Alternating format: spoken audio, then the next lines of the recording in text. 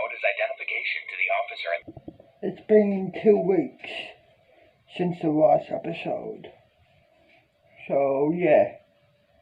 I guess let's chill, watch YouTube, smoke some weed. These systems showed NATO and former Soviet states to sabotage the early detection systems of the countries they are working for. This is to create a plausible explanation for why these systems showed false readings. Once this has been achieved, personnel are to ignore or cast doubt on any recordings detected by equipment affected by SCP-1178.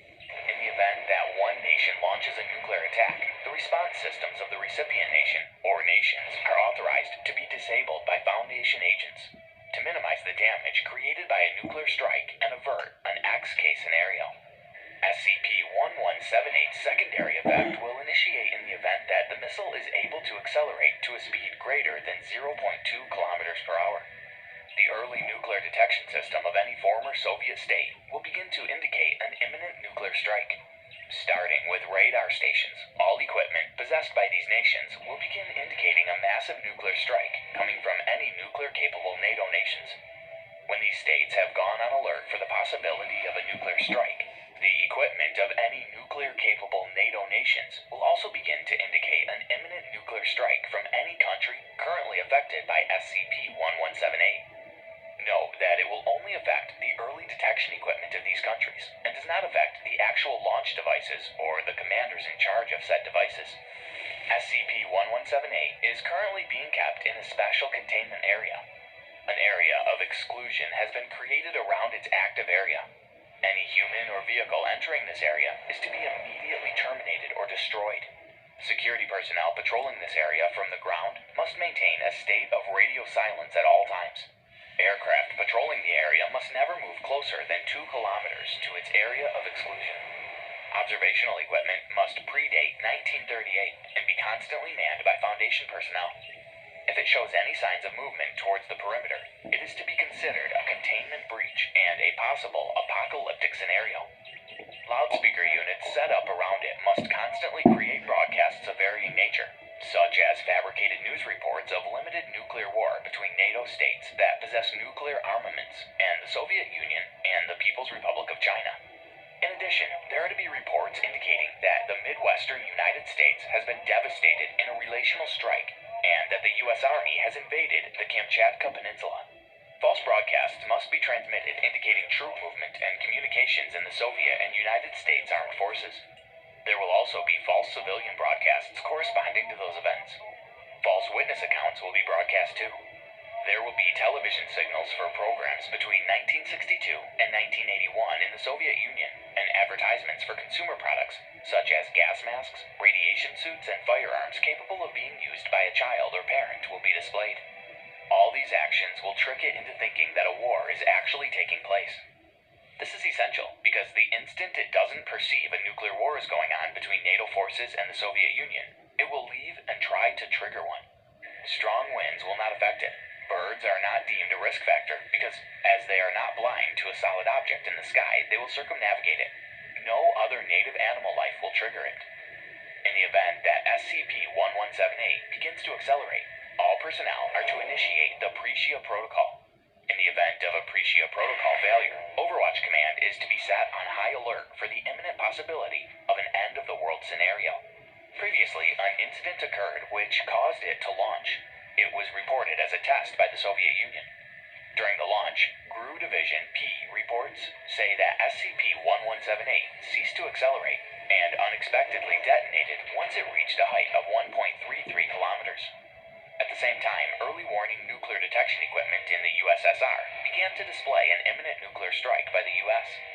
It is not known why the USSR did not retaliate in response to these readings. Approximately 6 days after the incident occurred, the GRU evacuated and then demolished the base and established a permanent observation center.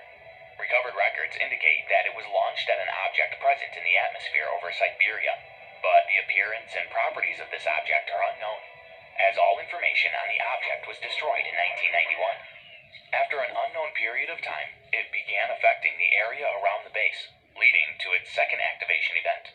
Following this event, the area of exclusion that currently exists around it was established. During the Cuban Missile Crisis, GRU personnel began broadcasting the signals currently used by SCP personnel to contain SCP-1178. It is believed that research with it had led them to create an elaborate post-war hoax in order to keep it pacified. Research notes recovered from the GRU theorized that SCP-1178's only motivation to activate was to irradiate the Earth through nuclear war, and if such a war had already occurred, it would remain inert until another civilization capable of conducting a nuclear war arose. What do you think of that SCP case? Please let us know in the comments section below, and don't forget to subscribe to our channel so you don't miss out on any more SCP exposures.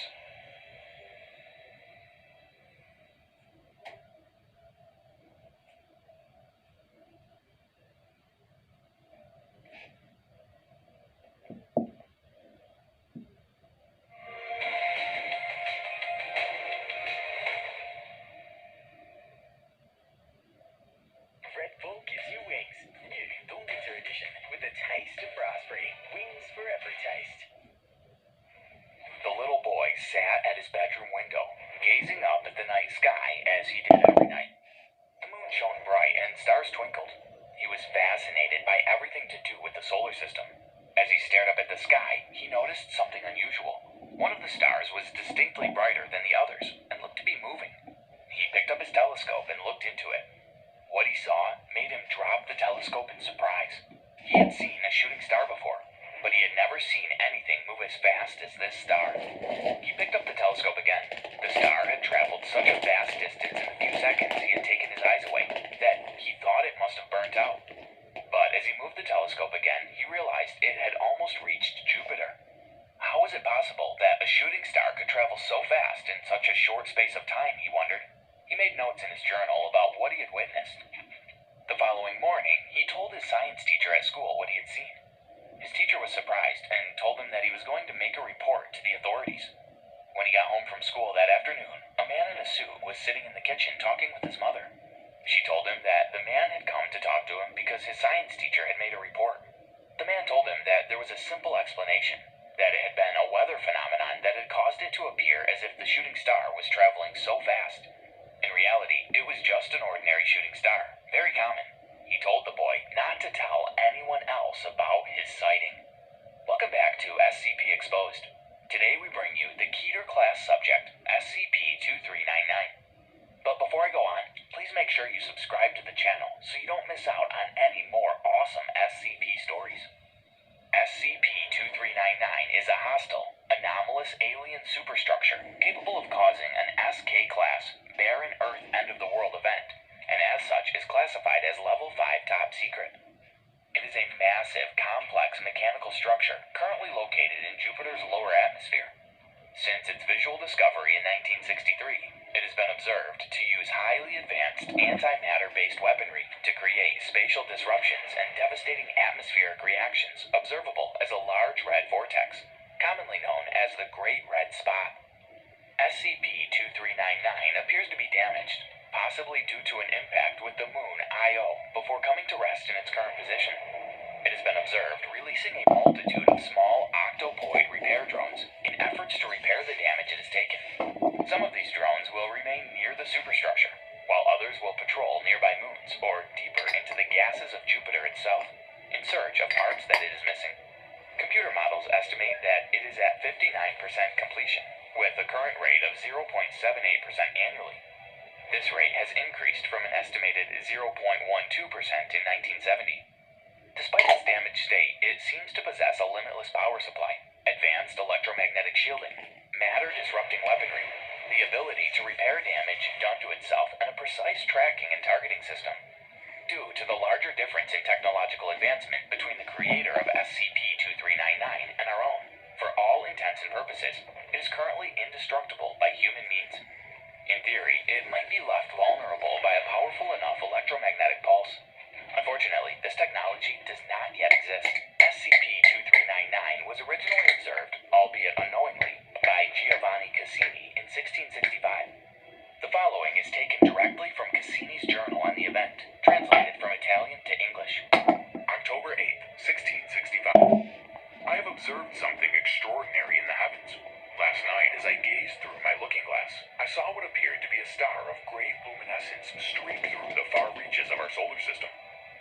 never recorded an object moving so fast. It has surpassed the outer planets in fewer than 2 hours. As I watched by my own 2 eyes, I saw it slow as it closed on Jupiter, make a sharp turn, and disappear into the planet itself. I saw many bursts of light afterwards, but although I continued to peer at it until the sun broke, I saw no additional disturbances in the night sky. I must continue to document these changes and will alert my colleagues when the day is upon me. October 15th, 1665. I took Peter to my observation point last night, but a week from the night I saw the fire rain upon Jupiter in the heavens. He brought along his own looking glass, and together we aimed our view upon the giant.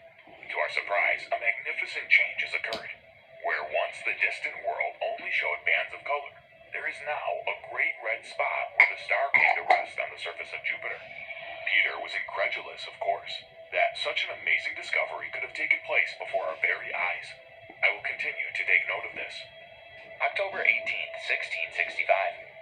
Tonight, as I peered through my looking glass, I swear on my life that I observed what looked to me like explosions and starbursts emanating from our red spot.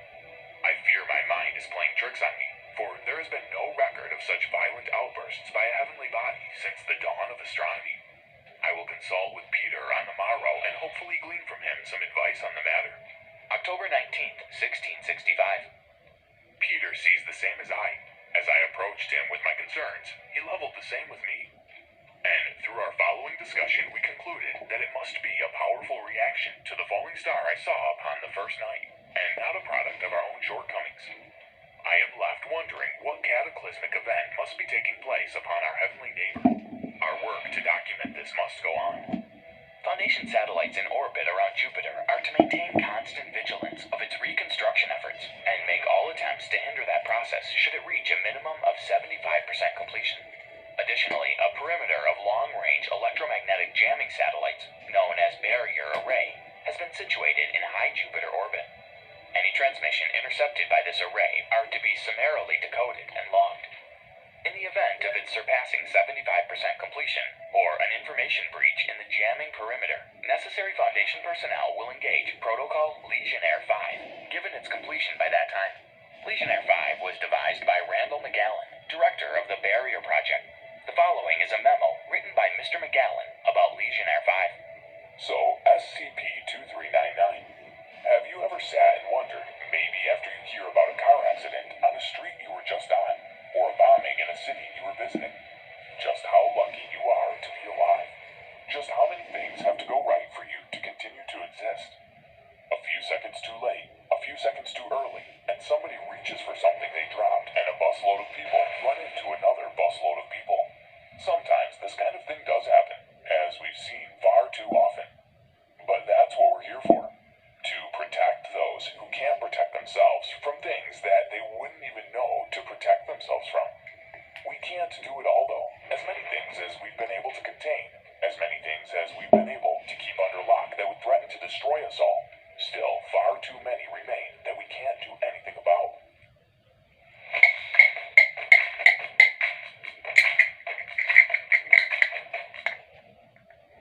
Advil presents a big breakthrough. New Advil Minis.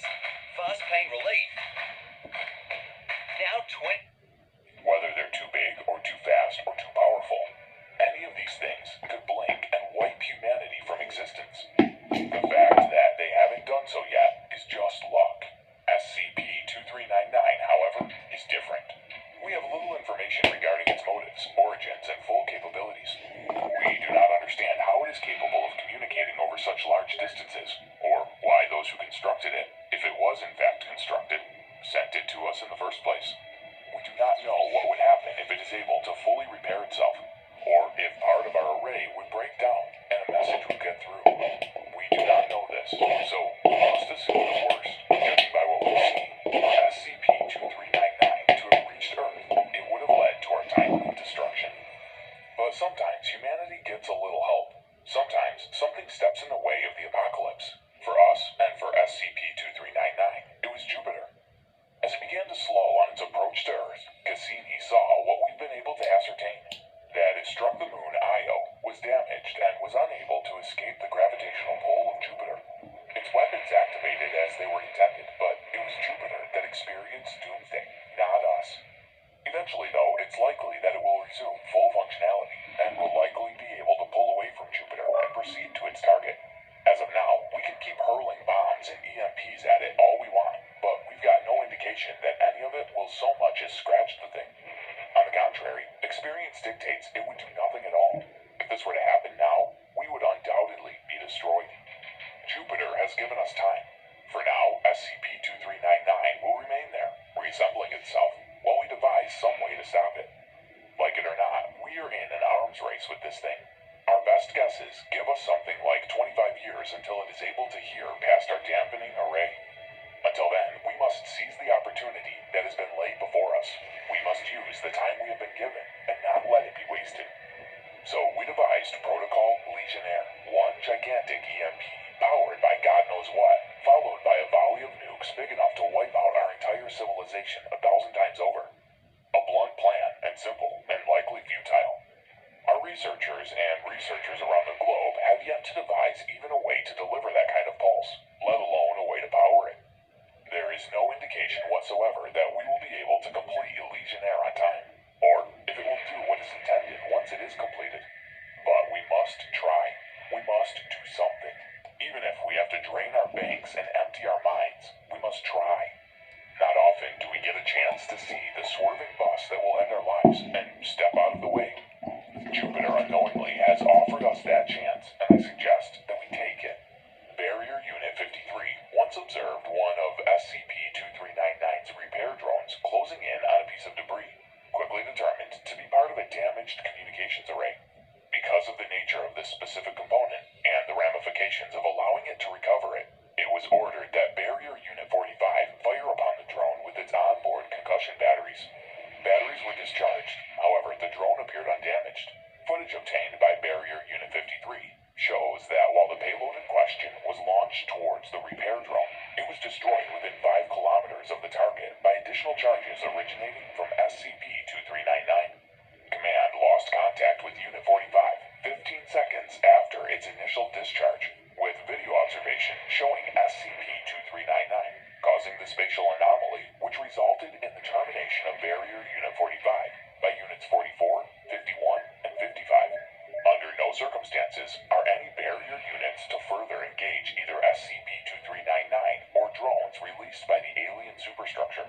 Since 1971, it has been the recipient of an unending stream of electromagnetic-based communications originating in the Triangulum Galaxy, roughly 3 million light-years from Earth. The means of its travel to our solar system and the means of its communications are all unknown. From 1971 to 1985, it continuously received a single encoded message, which, through code breaking and translation efforts, appeared to be a command to repair the damage it incurred upon entering our solar system. After this time, the barrier array was established to intercept these messages. This coincided with a period of radio silence from the origin of the communications until 1996, when a different order began transmitting. The barrier array has thus far prevented SCP-2399 from receiving this command. Due to its location and nature, physical means of containment are currently impossible.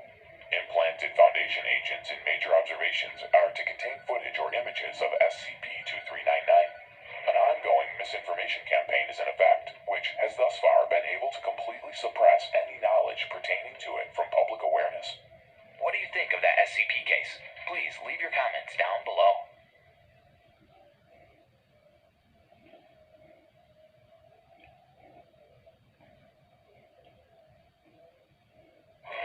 The test subject entered the chamber.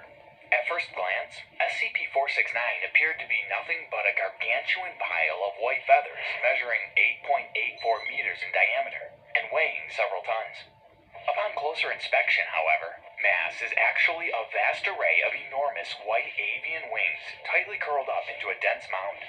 Each wing varies in size and span, ranging from a few centimeters to several meters, but all are covered with glossy white feathers. At the center of the mass is a large human-looking creature, curled up into a fetal position, to which all the wings are attached at its spine. The test subject stepped closer after further prompting from Foundation personnel who were observing in a room 3 levels above, with security cameras hooked onto the screens. The test subject approached SCP-469. It appeared to be sleeping, as its body rose and fell with each breath. Suddenly, the wings of the creature shot out and snatched at the test subject, who was immediately pulled into its mass of feathers. The test subject disappeared, and soon screaming emerged as the creature struck the subject with its sharp feathers. The creature let go of the subject once he was deceased, and it appeared SCP-469 had grown twice in size. The Foundation personnel observing immediately shut down all access points to the creature's chamber, and a temporary hold on experiments was called. Welcome back to SCP Exposed. Today we bring you Keter class object SCP-469.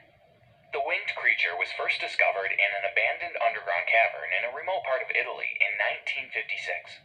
The creature was found by a wandering traveler who stumbled upon its hiding place by pure coincidence.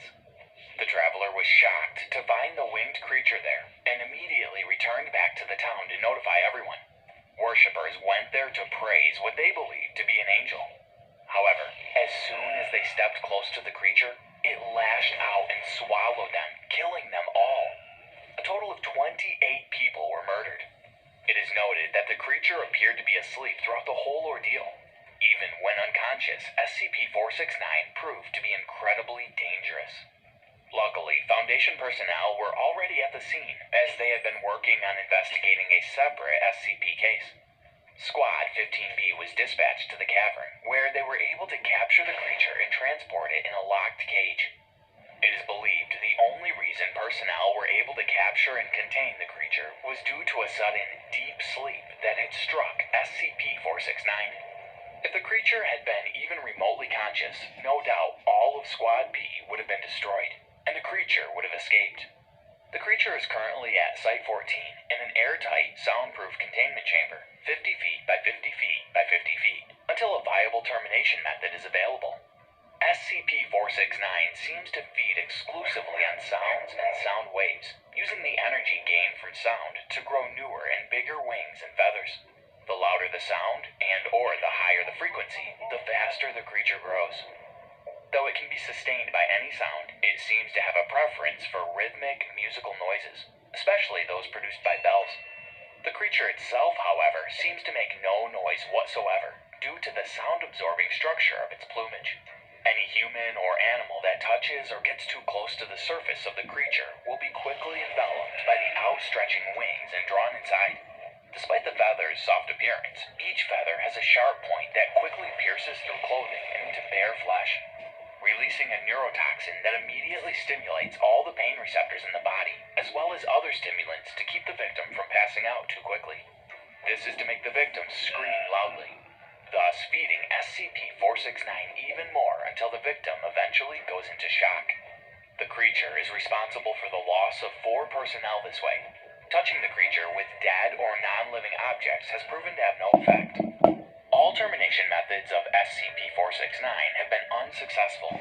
Flamethrowers were initially used, but the noise from the discharging propellant, as well as the crackling flames, gave the creature the energy to grow faster than it could be destroyed. Cutting and slicing instruments, due to their close range, resulting in failure and the loss of 2 agents. Acid immersion is being suggested. All personnel who enter SCP-469's chamber, Class D only, must wear standard soundproofing, anti-resonance suits at all times while inside the chamber, and communicate only through written notes, hand gestures, or text messaging. Absolutely no one is to touch or even approach the subject with anything other than probing instruments. All equipment taken into the creature's containment chamber must make as little noise as possible, or none at all. Cell phones are permitted for communication between personnel as long as they are muted. The exact origin of SCP-469 is unknown.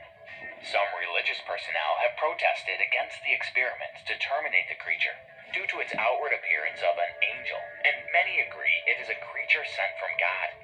However, its clear danger to human life means it must be terminated in order to limit human casualty.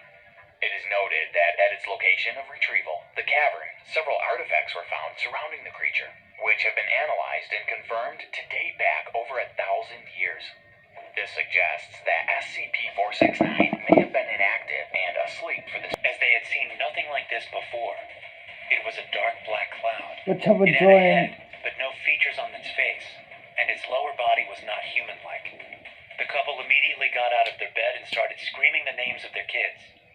No one responded. The dark matter kept on coming closer to them. Mrs. Schilling quickly picked up her phone and dialed the police for help.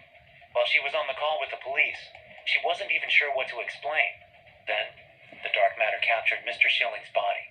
Mr. Schilling was screaming with pain, but with each passing second, the screams became lessened until he went completely silent and fell on the floor. Mrs. Schilling cried for help, but there was no one to listen. She dropped the phone and rushed to her husband, but he had lost his heartbeat. The black matter showed its white eyes, attacked Mrs. Schilling, and killed her too. Now the black matter was looking for its next prey. He knew that there was someone else in the house too. Meanwhile, the police were making their way to the house. The dark matter reached the staircase, and it could smell the flesh of a human from the basement room. It passed through the closed door and saw David sitting alongside his hiking bag. As it was dark, David couldn't see anything properly, so he called out and requested the kids to turn on the lights. He got no response. Just when David felt something was near him, he took out the flashlight from his bag and flashed it. He saw the dark matter and started trembling. The dark matter got away from David due to the light being flashed. It tried coming back to David, but David kept on flashing the light, so it went away. The police arrived and entered the house. They saw dead bodies all over the house and then headed. The police didn't know what. While an officer was working on the investigation, the dark matter attacked him, and he was badly mutilated. Hello, I am Dr. Cat, working on the case of dark black matter, formerly known as SCP-280. The Foundation took over the case after the statement from the police officer that was attacked. We have contained the SCP-280 in a special 5x5 meter cell, but there have been instances where it escapes. The SCP-280 is a black human-shaped mass with two large white eyes on its head and two hands with very long and thin fingers. The legs and feet are not visible, and the lower body fades away. The SCP-280 is composed of matter, and it can gain and lose corporeal form. The eyes of SCP-280 only appear when it is retreating and looking for another target after an attack. It moves in a sleepwalking-like motion. It is kept in a On October 15th, an anonymous tip suggested the agents check beyond the thicket, where the sound of white noise seemed to buzz so loud in one spot that nearby livestock had injured themselves, frightened, and running in the opposite direction. Hello, I'm Dr. Katz. Today, we'll be looking at Siren Head, Also known as SCP-6789. First contact with SCP-6789 occurred near the Himalayan mountains in 1986. Reports of ear-splitting radio broadcasts in the heavily wooded area, along with unexplained disappearances, caught the attention of the Foundation. The initial unit reported an audio assault that resulted in deafness, internal injuries, or death. Surviving troops were eviscerated by SCP-678. Let's go play a horror game or something like that, dude. Why not? Xbox controller off. Let's play a Minecraft horror map. Turn on the Xbox. Go into Minecraft. Yes, that game. That map. Okay. Connect. Here we go, I guess. Here, and here we are. How do you want to start? You have any preferences? Let's press play. I've been interested about listening to the head. Oh, yes. Oh, my lord. Okay. We have all of that here. We also have the brand new Red Pod. Yep. This thing is really heavily built. It hasn't gone off yet. Yeah. And so I'm pretty curious to see where we're going to get it to.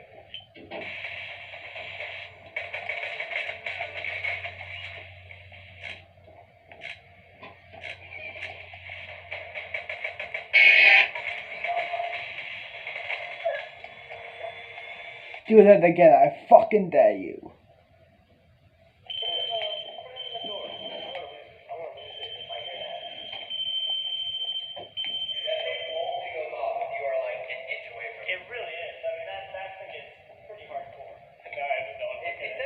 That thing actually goes off. It would probably be the only thing to ever, make me tear up and be yeah. You didn't tear up? You never saw Notebook? No. Nothing's made you tear up?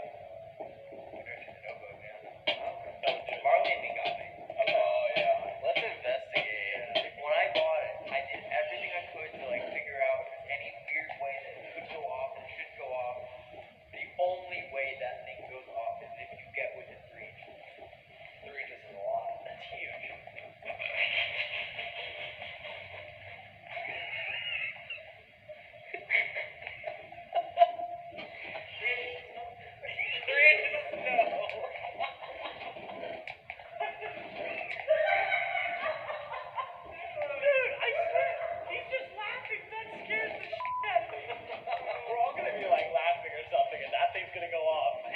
Really, like, jump over to you. There's no way that thing's ever gonna go. If you want us to get out and you think that we're being pretty annoying, touch that antenna. And if you make it light up, we'll leave right now. Can you touch it?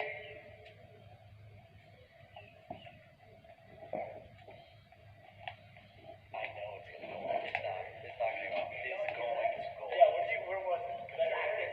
Remember, almost every place we've gone to investigate, they've always said, the more you act like the people that were here at that time, the more likely they are to communicate with you. How about, like, 2 of you guys stay here, the rest of us will go out there with the night vision camera. Yeah. If it starts going off, what do we do?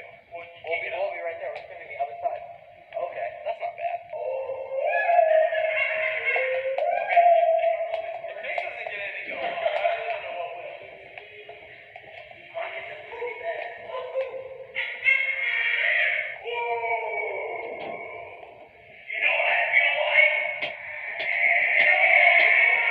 I think we should leave him here. Elton.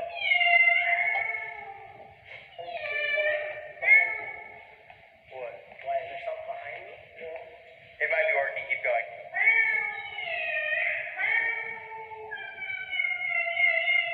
Space a bit out. It's not that scary.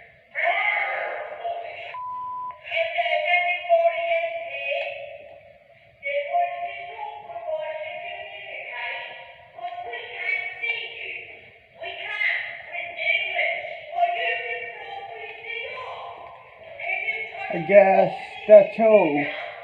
Let's put another whole map. This one is fucking short. Shout out to this guy.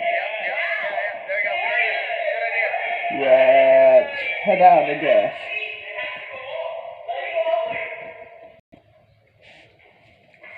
Yo. Here we are at the whole map. Give me a second. I'm just rolling up a joint.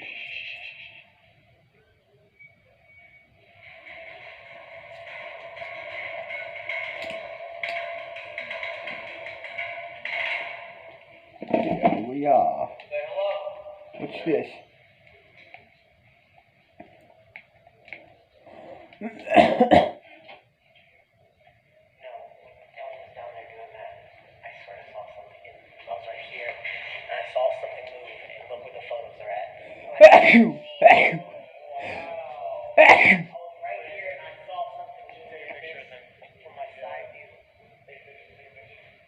Obviously no drone footage or anything like that. We've minimized our filming outside, but you can see like how massive this place is.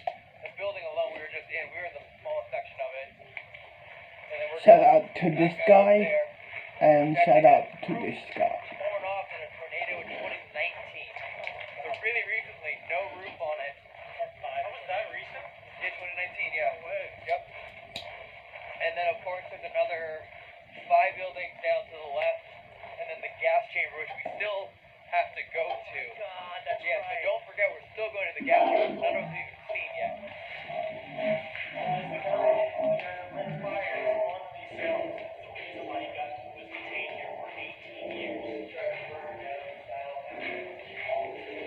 Alright. Should we sit down and train all these guys?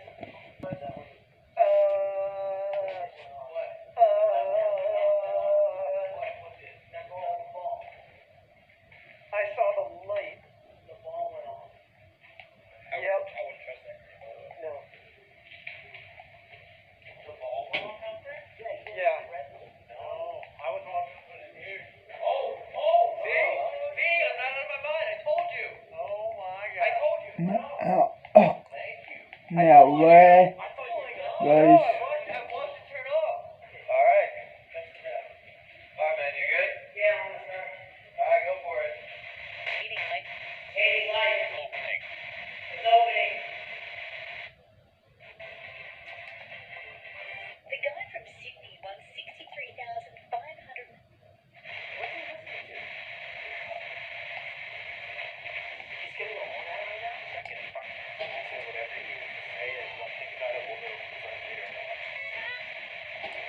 What is your name? Is there anyone down here? Where's your help? What's your name? I know.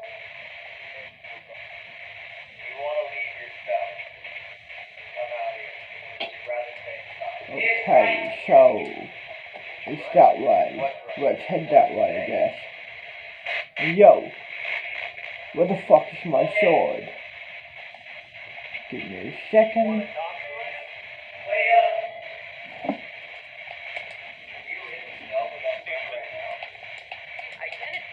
Let's go into Crater and get my sword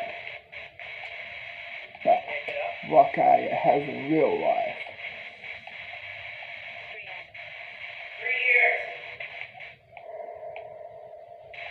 I don't have powers in this game because it's created by a human. Are you trying to harm us? This is the way. I can't just all of a sudden pop out of, you know.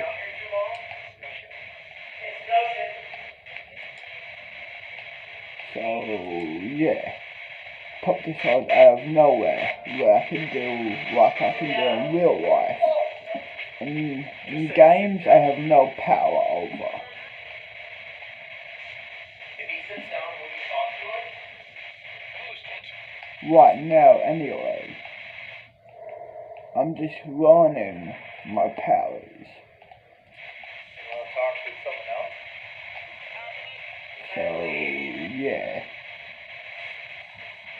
you know, I'm just learning about my powers each I go, pretty much.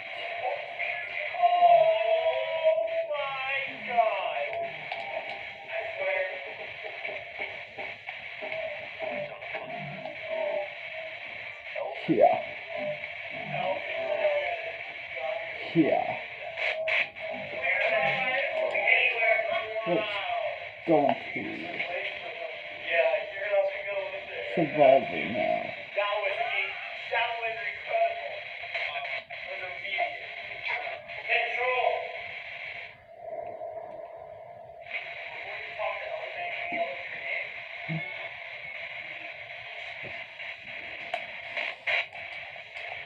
You want to use Elvis? Here we are.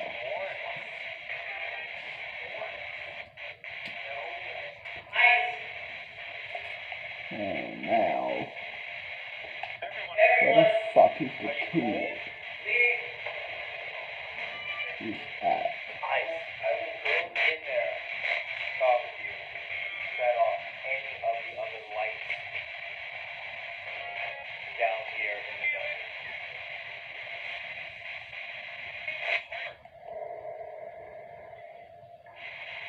Here we go. Back.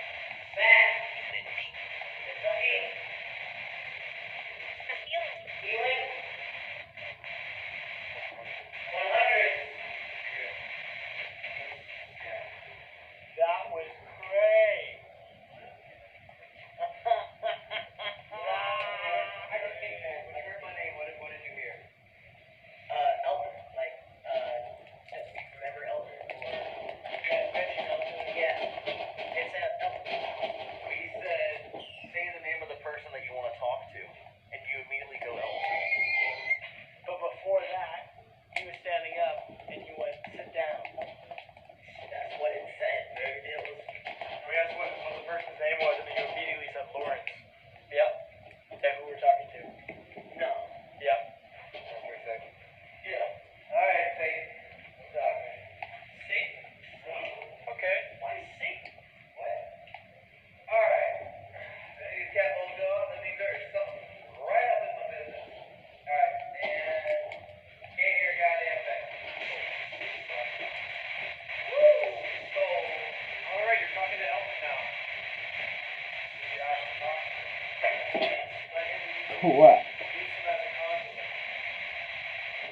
Of course in Minecraft you can break blocks, but in real life, nah, you can't.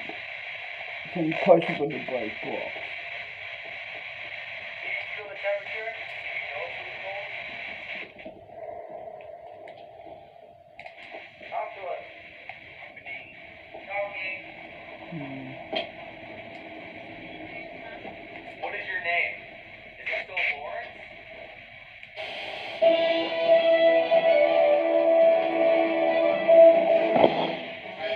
Breaking news. Because of what some citizens are calling the event, asylum workers are being forced to the streets of Bernston. The event has caused some residents to become mentally confused, leading them to aimlessly roam the streets. Asylum employees report odd screams and pleas coming from those affected.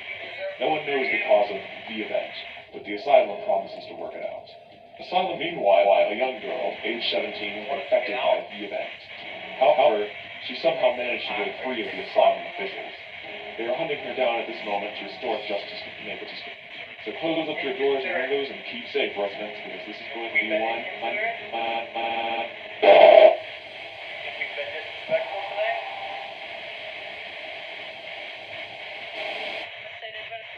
I say they join? Shit.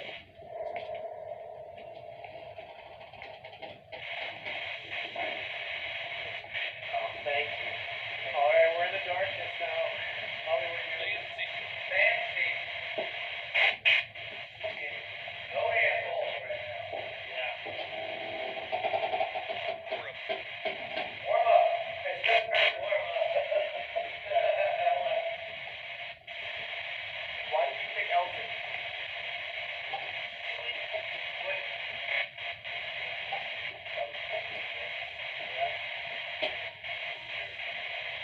What do you want to ask him?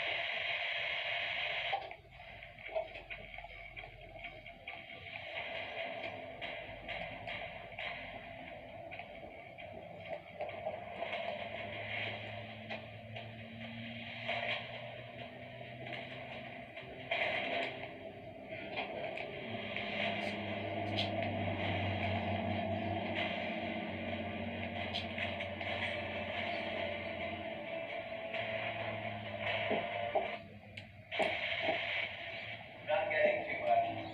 I used it. Yeah. Alright. Yeah, we didn't get so much there. She was a couple things. I think for the sake of time, we should go to the gas chamber. Yeah. Yo. Also freezing. Heat up in the car a little bit. Yeah, and also just because I want to see the gas chamber. I can't see fucking anything, dude. I didn't know it was gonna be like this. So the one woman died with The one on, so that is, kidnapping a girl? yep. Finally. In Carl Austin Hall. Jeez. They had kidnapped a maybe 5 or 6-year-old boy in Kansas City, looking for ransom money, and his parents paid $600,000 thinking that their son was still alive, and he was not. Unfortunately, they had already killed him, buried him in her backyard in St. Joseph. Jesus. On the bottom right, second one in. Little kid, 22. Yeah, another one 32. Oh, yeah. Look at the mirror, man. That had to have been off just to watch yourself. Oh, and they had a bucket underneath just in case. Probably yourself. I mean, but this would most likely be painless, right? No. Gas station up here. Oh, I was going to say, it's a huge gap. So they stopped at 65. This is the last person ever executed here with lethal injection. 89. 24 years later, they did one more. That is insane. Wow. Now that I'm really thinking about it, like 40 different people. Yeah. Died right there. Give me a second. You were going to come in here and do the Not investigation. vision, not vision, not Idea vision. seemed fine. What happened then? But then as we came in here, I'll be right back when I'm done.